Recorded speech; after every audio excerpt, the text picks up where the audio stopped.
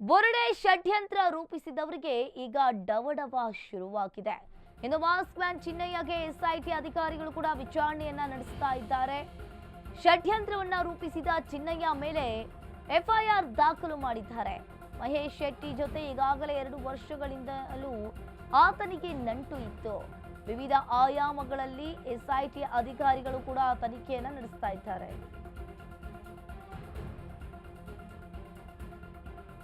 ಇನ್ನು ಒಂದು ರೀತಿಯಾಗಿ ಇಲ್ಲಿ ಬುರುಡೆ ಷಡ್ಯಂತ್ರ ರೂಪಿಸಿದ್ದಕ್ಕೆ ಈ ಬುರುಡೆ ಗ್ಯಾಂಗ್ನ ಬುರುಡೆ ರೀತಿಯ ಕತೆ ಕಟ್ಟಿದವರಿಗೆ ಈಗ ಒಂದು ರೀತಿಯಾಗಿ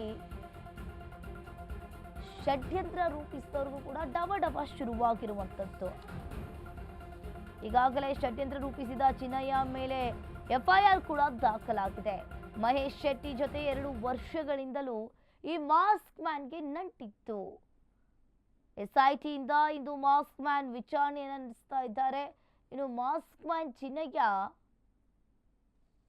2 ವರ್ಷಗಳಿಂದ ಈ ಮಹೇಶ್ ಶೆಟ್ಟಿ ತಿಮ್ರೋಡಿಯ ಪರಿಚಯವಿತ್ತು. ಯಾಕಾಗಿ ಇವರು ಈ ರೀತಿಯಾಗಿ ಮಾಡ್ತಾ ಇದ್ದಾರೆ? ಇನ್ನು ಧರ್ಮದ ಹೆಸರನ್ನ ಕೆಡಿಸೋದಕ್ಕೋಸ್ಕರನ ಅಥವಾ ಧರ್ಮಸ್ಥಳದ ಹೆಸರನ್ನ ಕೆಡಿಸೋದಕ್ಕೋಸ್ಕರ ಅನ್ನೋದು ಗೊತ್ತಾಗ್ತಾ ಇಲ್ಲ.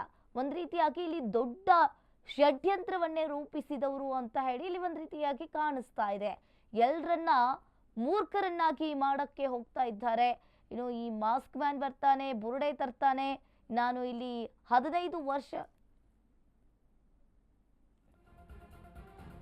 ನಾನು ಒಂದು 25-30 ವರ್ಷಗಳ ಹಿಂದೆ ಇಲ್ಲಿ ಬುರುಡೆ ಹೂತಿದ್ದೇನೆ, ಹೆಣ ಹೂತಿದ್ದೇನೆ ಅಂತ ಹೇಳ್ತಾನೆ. ಇನ್ನು ಸುಜಾತಾ ಭಟ್ ಹೇಳ್ತಾಳೆ, ನನ್ನ ಮಗಳು ಮಿಸ್ಸಿಂಗ್ ಆಗಿದ್ದಾಳೆ ಅಂತ ಹೇಳಿ. ಇಲ್ಲಿ ಎಲ್ಲವೂ ನೋಡ್ತಾ ಇದ್ರೆ ಒಂದಕ್ಕೊಂದು ಲಿಂಕ್ ಕಾಣಿಸ್ತಾ ಇದೆ. ಒಂದು ರೀತಿಯಾಗಿ ಇವರೆಲ್ಲರೂ ಕೂಡ ಒಂದು ಗುಂಪನ್ನ ಮಾಡಿಕೊಂಡು ಒಂದು ಷಡ್ಯಂತ್ರವನ್ನೇ ರೂಪಿಸೋದಕ್ಕೆ ತಯಾರಿ ಮಾಡ್ಕೊಂಡಿದ್ರು ಅನ್ನೋದು ಕಾಣಿಸ್ತಾ ಇದೆ.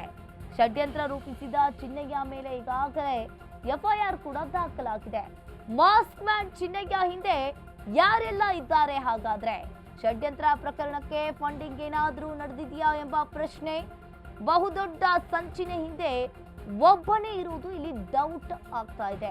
ಚಿನ್ನಯ್ಯನ ಮತ್ತಷ್ಟು ವಿಚಾರಣೆಯನ್ನ ಈಗಾಗಲೇ ಎಸ್ಐಟಿ ಅಧಿಕಾರಿಗಳು ನಡೆಸ್ತಾ ಇದ್ದಾರೆ. ಈ ಚಿನ್ನಯ್ಯ ಈಗಾಗಲೇ ಎಸ್ಐಟಿ ಅಧಿಕಾರಿಗಳ ಮುಂದೆ ಬಾಯಿ ಬಿಟ್ಟಿದ್ದಾನೆ.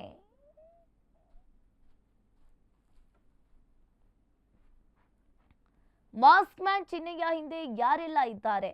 ಇವನೊಬ್ಬನೇ ಈ ರೀತಿಯಾಗಿ ಷಡ್ಯಂತ್ರವನ್ನ ರೂಪಿಸೋದಕ್ಕೆ ಮಾತ್ರ ಆಗೋದಿಲ್ಲ. ಇವನ ಹಿಂದೆ ಯಾರಾದ್ರೂ ಇದ್ದಾರೆ ಅನ್ನೋದು ಕಾಣಿಸ್ತಾ ಇದೆ.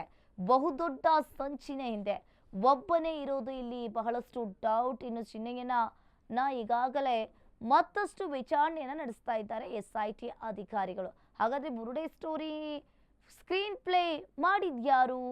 ಒಂದ್ ರೀತಿಯಾಗಿ ಒಂದಕ್ಕೊಂದು ನೋಡ್ತಾ ಇದ್ರೆ ಇವರು ಸೌಜನ್ಯ ಪರ ಹೋರಾಟ ಮಾಡ್ತೀನಿ ಅಂತ ಹೆಸರು ಹೇಳ್ಕೊಂಡು ಬಂದು ಈಗ ಧರ್ಮದ ಹೆಸರಿನಲ್ಲಿ, ಧರ್ಮಾಧಿಕಾರಿಯ ಹೆಸರಿನಲ್ಲಿ, ಧರ್ಮಸ್ಥಳದ ಹೆಸರಿನಲ್ಲಿ ಒಂದು ರೀತಿಯಾಗಿ ಮಸಿ ಬಳಿಯೋ ಕೆಲಸವನ್ನ ಮಾಡ್ತಾ ಇದ್ದಾರೆ ಅನ್ನೋದು ಈಗ ಬೆಳಕಿಗೆ ಬರ್ತಾ ಇರುವಂತದ್ದು. ಈ ಮಾಸ್ಕ್ ಮ್ಯಾನ್ ಯಾರು? ಈ ಮಾಸ್ಕ್ ಮ್ಯಾನ್ ಎಲ್ಲಿಂದ ಬಂದ? ಈತ ಯಾಕೆ ಬಂದ? ಇವನಿಗೇನ್ ಲಾಭ? ಇವನ್ ಜೊತೆ ಯಾರ್ಯಾರು ಇದ್ದಾರೆ?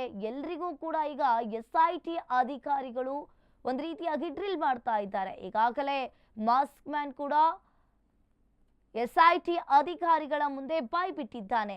ಯಾರ್ಯಾರು ಇದ್ದಾರೆ, ಯಾಕೆ ಈ ರೀತಿಯಾಗಿ ಮಾಡಿದ್ದೇನೆ ಅನ್ನೋದನ್ನ ಒಂದ್ ರೀತಿಯಾಗಿ ಬಾಯಿ ಬಿಟ್ಟಿರುವಂತದ್ದು.